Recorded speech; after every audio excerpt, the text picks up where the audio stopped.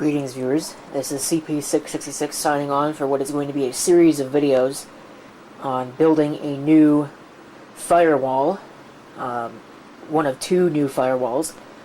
This is the first one, and this video will be the hardware aspect of the build.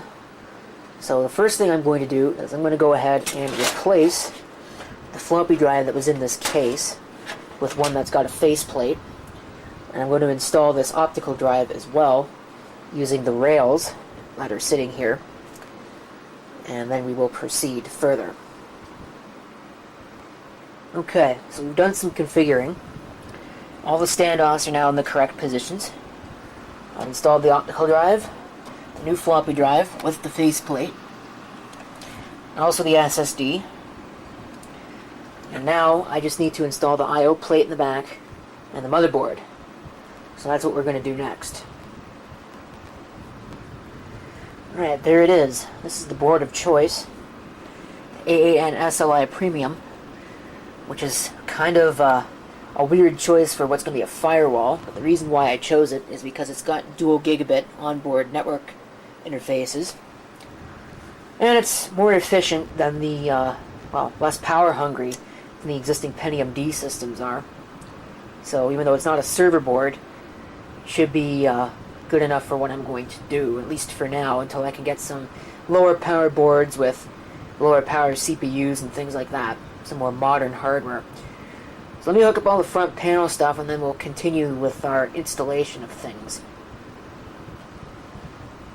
Okay, so I've got everything pretty much all cabled up now. The floppy drive, the CD-ROM, I forgot the SSD, but that's easy enough to just cable up right now. Do that on camera. Just to figure out which port it is. That's the question. It's this one, I think. So,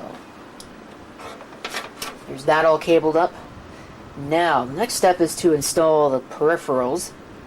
That'll be at least the first thing that I do. So, I'm going to start with a video card. And for right now, this isn't permanent because it's got a fan on it. But I want to see if this works. This is a 7300 GS. I have two of these. I don't think they work. So I want to give it a try and see if it actually does work. So we'll install that first.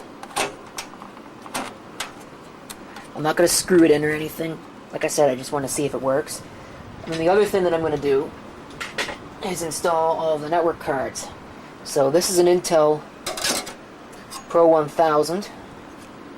I'm going to put that in the middle slot. Like so. And I will screw that in eventually. This is just a random 10100 card. It doesn't matter for my purposes what it is. We'll put that one, if we can, in the bottom slot. I don't have to fight with it. The last one is another 10100 card, just a little 3COM 3C905. And the reason why I've got all of these extra network cards is because I've got 5 different networks that I need to be able to connect to. So these two will be the primary 2 networks. This is a firewall network that can only access HTTP and HTTPS, and also DNS. This is for my backup servers, which are locked down completely other than port 80, as well as DNS. Well, I think it's just port 80, really. Web traffic for the web administration console outside of certain days at the beginning of the month, so I can do backups, and otherwise it's locked down, so there's less of a risk of that thing being infested with malware if something decides to infiltrate the network. And then this is for the CARP, the high availability stuff. So now let's get a power supply installed. And I'm going to have to change the power supply before I put this into service because it will need an 80 plus power supply. But for right now, I should be able to just get away with any power supply. It's just for testing purposes to get this thing up and running anyway. Okay, I believe that everything I need to plug in is now plugged in, including our temporary video card. So everything should be okay. go ahead and power up. So we go get a keyboard, we'll hook this thing up, and see if it works. Somehow or another, I think that this video card is going to cause a problem, though. Okay, we're all cabled up. Do we get a green standby LED? Yes. Hit the power switch. The front, if I can find it.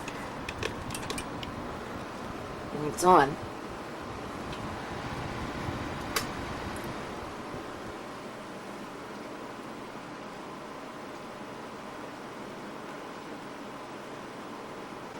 Okay.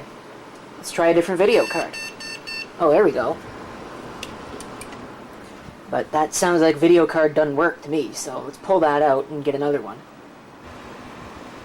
Okay, I found a winning combination. Unfortunately, it looks like we're going to be stuck with 2 gigs. I think my OCZ memory has decided it's going to just crap the bed for no reason at all. So now I got to reset all the CMOS settings, although it's probably just as well because I needed to change a couple of things in it anyway.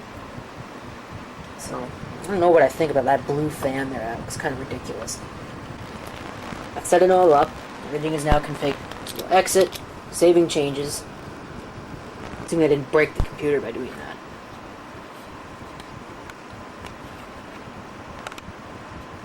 Takes an awful long time to post.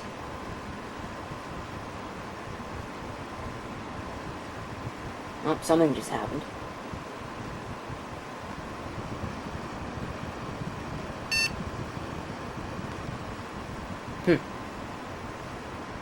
Wonder what that was all about. There's a floppy seed.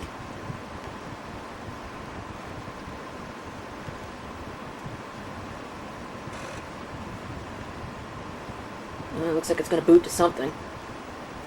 Oh look, Fedora. Huh. Wow. Okay. Okay, I don't think it's going to get any further. It says killed. I don't know what that means. But I don't think it's going to do anything else. So I'm going to call it quits on this video because I don't think there's anything else that's really worth demonstrating on this. So the hardware portion is pretty much done. At least the hardware setup. I now have to do the software setup, and then we can install the machine and do final prep, but that'll be in other videos. So stay tuned for more. But for now, thank you for watching. If you have any comments, feel free to leave them down below. And this is CP666 signing off, and I hope to see you next time. Till then.